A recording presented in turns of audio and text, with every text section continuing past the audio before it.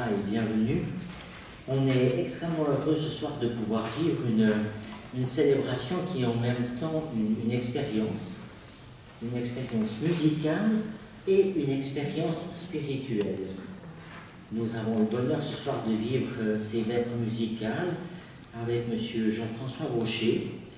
Et M. Vaucher a accepté de consacrer l'essentiel de cette célébration à des improvisations.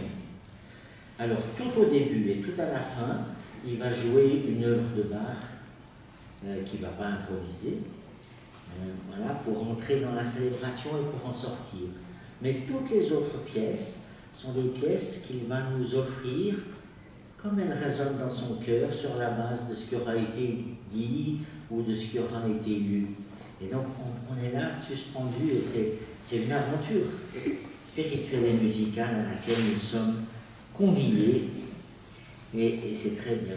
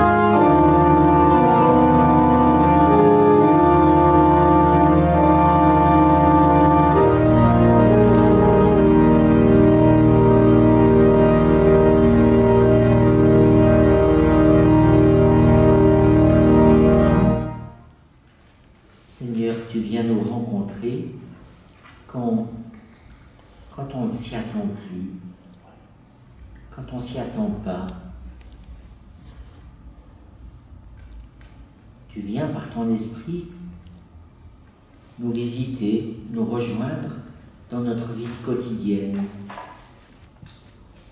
Là où nous sommes tout simples, tout humbles. Seigneur, tu es venu vers les premiers disciples quand ils étaient à leur humble tâche de pêcheurs au bord du lac, quand ils étaient découragés, quand ils étaient fatigués. Viens aujourd'hui encore nous rencontrer tels que nous sommes. Amen.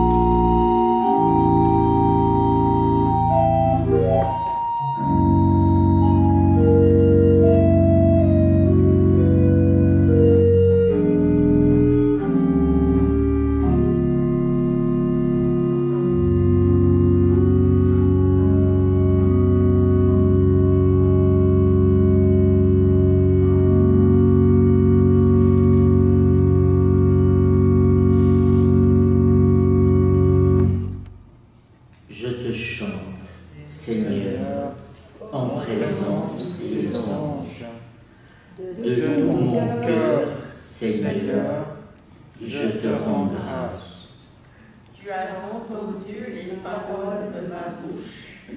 Je te chante en présence des anges. Vers ton temple sacré, je me prosterne. Je rends grâce à ton nom pour ton amour et ta vérité. Car tu élèves au-dessus de tout ton nom et ta parole. Le jour où tu répondis à mon appel, tu fis grandir en mon âme ta force. tous les rois de la terre te rendent grâce. Quand ils entendent les paroles de ta bouche, Ils chantent les chemins du Seigneur. quelle est grande la gloire du Seigneur. Ta droite me rend vainqueur. Le Seigneur fait tout pour moi. Seigneur, éternel est ton amour. N'arrête pas l'œuvre de tes mains. Je te chante, Seigneur, en présence des anges. Gloire soit au Père et au Fils et au Saint-Esprit, comme il était au commencement, maintenant et pour les siècles des siècles. Amen.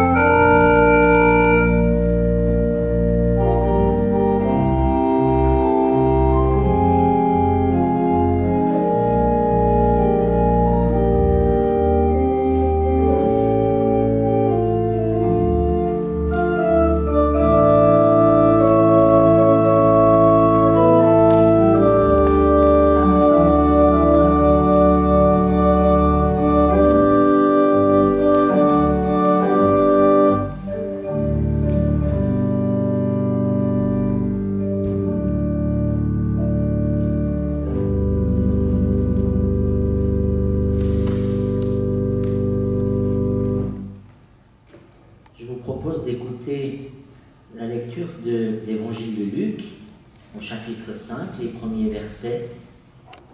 C'est un texte qu'on connaît tellement bien, le premier récit de la pêche miraculeuse.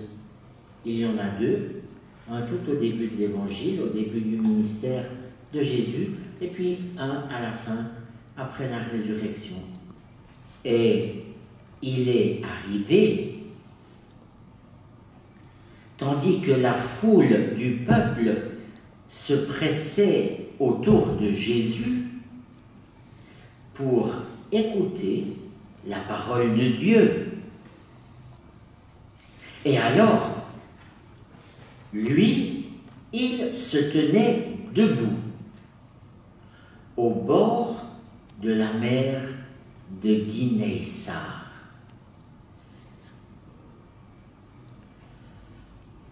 La lac de Tibériade, la mer de Galilée, Génézaret. Dans le texte, c'est Guinée-Sar.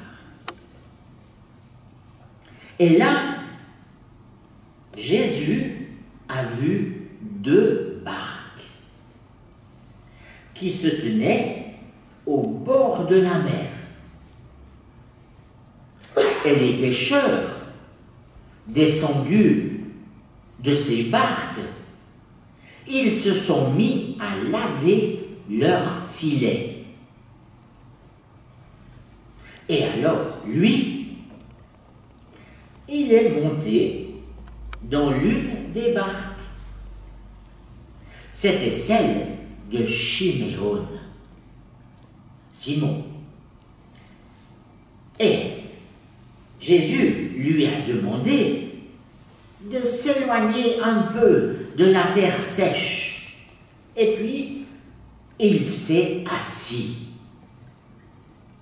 Et à partir de la barque, il s'est mis à enseigner la foule du peuple.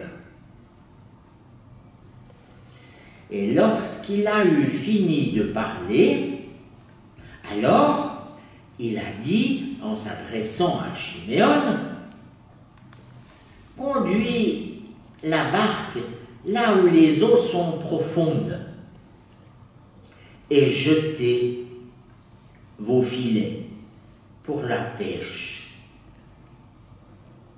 Et alors, il a répondu, Chiméon, et il a dit, « Rabbi, toute la nuit durant, nous avons peiné et nous n'avons rien pris. Mais sur ta parole, je vais jeter les filets. » Et ils ont fait ainsi. Ils ont pris des poissons en grande quantité et ils se sont déchirés leurs filets. Et alors, ils ont fait des signes à leurs compagnons qui étaient dans une autre barque pour qu'ils viennent et qu'ils les aident. Et ils sont venus. Et ils ont rempli les 2 barques en sorte qu'elles ont commencé à s'enfoncer. Et il l'a vu, Chiméon, le rocher, et il s'est précipité aux genoux de Yeshua, Jésus. Et il a dit, « Éloigne-toi de moi, car je suis un homme qui a commis des fautes, moi, Seigneur. » Car c'était la terreur qui s'était emparée de lui et de tous ceux qui étaient avec lui, à cause de la pêche des poissons qu'ils avaient attrapés. Et de même, pour Jacob, Jacques, et pour Yohanan, Jean, les fils de Zébédée, qui étaient les compagnons de travail de Chiméon. Et il a dit, en s'adressant à Chiméon, Yeshua, Jésus, Yeshua lui a dit,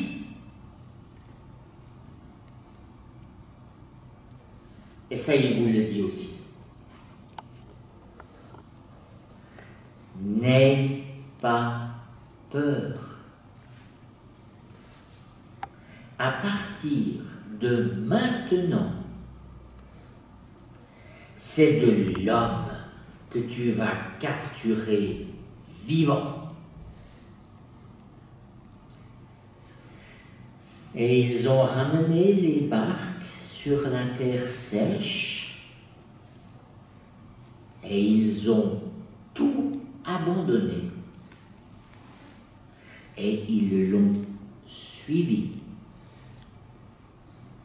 N'aie pas peur.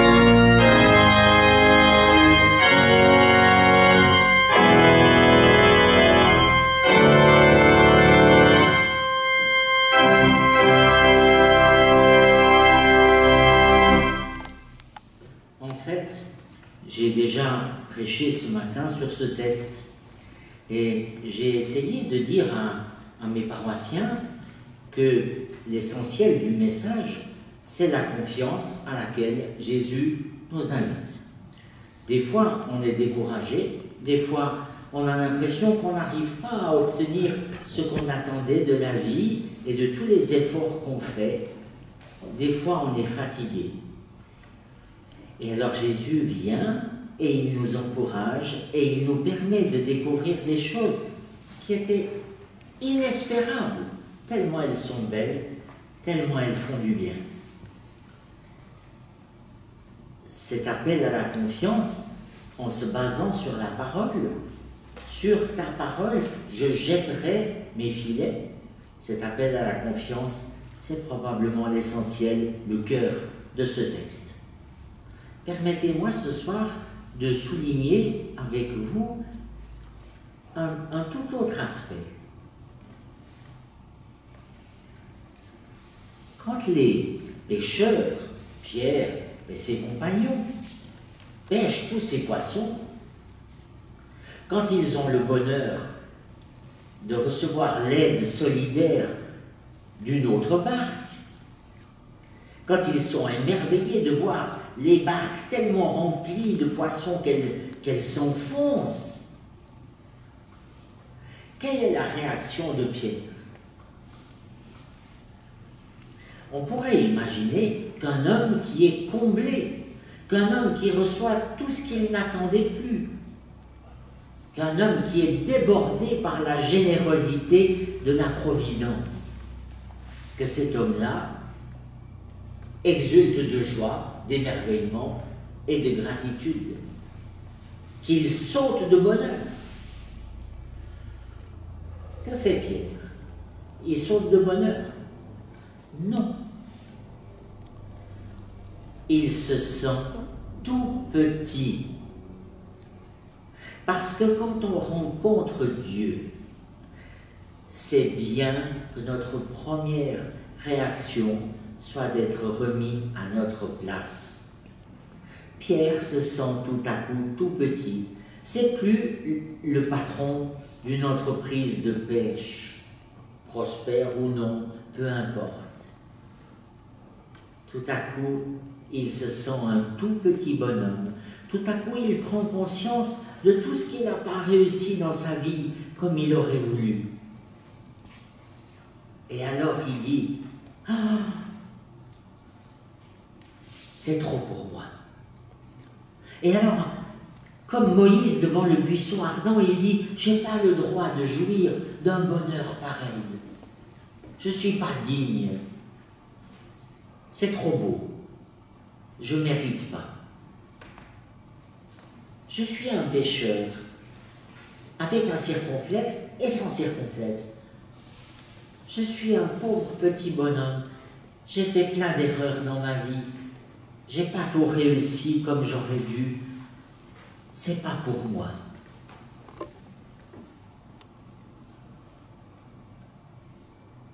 Alors comme c'est bon d'entendre Jésus le prendre tel qu'il est, en lui disant « N'aie pas peur ». Jésus ne lui dit pas des carabistouilles, il ne lui dit pas « Oh, pas du tout, tu es un homme merveilleux, tu as tout réussi et tu es formidable ». Non. Tu te connais très bien. Et je ne fais pas de commentaires sur la manière dont tu te regardes. Mais, quoi que tu aies fait, qui que tu sois, à partir du moment où tu es lucide avec toi-même, à partir du moment où la rencontre avec Dieu t'a permis de te révéler à toi-même, de façon transparente, de façon claire, de façon honnête, tu es prêt à entendre cette promesse. Je compte sur toi, je t'aime et tu as encore des choses magnifiques à accomplir.